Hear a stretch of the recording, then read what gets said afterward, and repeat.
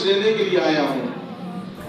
اندر سے جواب آیا کسی خاتون کا، فرمایا یہ گوشت تمہارے لیے حلال نہیں ہے، یہ گوشت ہم ہی کھا سکتے ہیں۔ فرمایا وہ کیسے؟ کہا ہم کئی دن سے واقعے میں سے ایک مردار جانور پڑا ہوا تھا، وہ عورت کہتی ہے میں نے وہ گوشت کاٹا، آج اسے پکا کر اپنے بچوں کو کھلا رہی تھی۔ عائشہ جو مدینے جانے کی تیاری رکھتا تھا، اس نے کیا کیا کہ میرا پڑوسی بھوکا رہے میں حج پہ چلے جاؤں۔ اس نے جتنا پیسہ جو حج کے لیے رکھا تھا وہ سارا پیسہ اٹھا کے اس پڑوسن کو دیا، کہا تم اپنے بچوں کا اس میں گزر بسر کرو۔ جب اگلا دن آیا، سارے رشتے دار نے اسے ہار پہنانے کے لیے آئے، کہا کہ یہ حج پہ جا رہا ہے۔ وہ جو حاجی تھا جو حج کی جانے کی تیاری رکھتا تھا، اس نے کہا کہ جناب میں کسی وجہ سے حج پر جا سکتا نہیں ہوں۔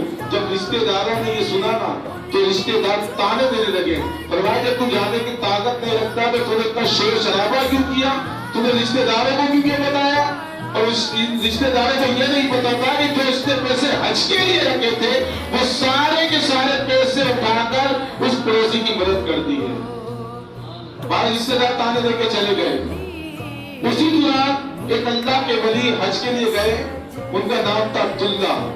جب رات کو سوئے تو انہوں نے کیا دیکھا کہ دو فرشتے آسمان سے اترے، وہ آپس میں بات کر رہے تھے کہ بتاؤ کہ اس سال کتنے لوگوں نے حج کیا۔ فرمایا اس سال ایک فرشتہ کہنے لگا 6 لاکھ حاجیوں نے حج کیا۔ کتنے لاکھ؟ 6 لاکھ۔ وہ فرشتہ کہنے لگا کتنے حاجیوں کا حج قبول ہوا ہے؟ فرمایا ایک کا بھی نہیں ہوا، ایک کا بھی حج قبول نہیں ہوا۔ ہاں دوسرا فرشتہ کہنے لگا کہ ایک کا بھی حج قبول نہیں ہوا، پر ایک شخص ایسا ہے جو مشق میں رہتا ہے، جو مدینے اور حج کے لیے آیا نہیں ہے، اللہ نے اس کے صدقے 6 لاکھ حاجیوں کے حج کو قبول فرما لیا۔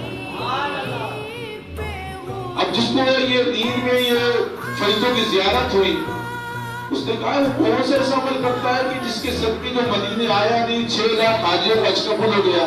وہ حج سے وہ اللہ کا ولی فارغ ہوا، وہ مشق میں گیا جہاں وہ شخص رہتا تھا، جہاں کا اس کو سارا مجدہ سنایا، فرمایا تیرے پاس کون سی ایسی نیکی تھی جس بنا پر تو حج پر آیا نہیں، وہ 6 لاکھ حاجیوں کا تیرے صدقے اللہ نے حج قبول فرما دیا ہے۔